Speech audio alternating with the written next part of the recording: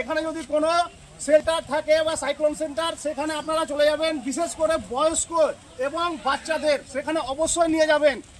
আর আপনারা আপনাদের সঙ্গে রাখবেন। গভীর নিম্নচাপ হওয়ায় একটি ঝড়ের সম্ভাবনা রয়েছে, যার নাম রেমাল। আপনারা সবাই সতর্ক থাকুন, কোনো রকম গুজবে কান দেবেন না।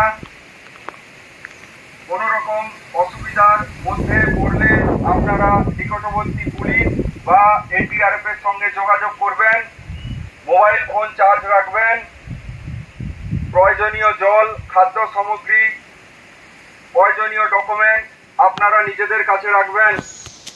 মৎস্যজীবীদের অনুরোধ করা হচ্ছে, আপনারা কেউ নদীতে যাবেন না, সতর্ক থাকবেন। একটি বিশেষ ঘোষণা, আজ এবং কাল এই 2 দিন একটি ঝড় সমুদ্র উপকূলবর্তী এলাকায় চলে এসেছে, যার নাম রেমাল। গ্রামবাসীদের জানানো যাচ্ছে যে আপনারা এই 2 দিন সমুদ্রের কাছে যাবেন না এবং সরকারি আশ্রয় কিংবা সাইক্লোন সেন্টারে গিয়ে আশ্রয় গ্রহণ করুন।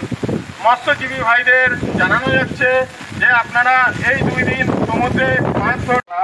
বঙ্গোপসাগরের উপকূলে গভীর নিম্নচাপ ঘনীভূত হওয়ায় একটি ঝড়ো হওয়ার সম্ভাবনা রয়েছে, যার নাম রয়েছে রেমাল।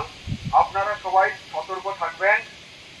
কোনো রকম অসুবিধার মধ্যে পড়লে নিকটবর্তী পুলিশ স্টেশন, আপনাদের সামনে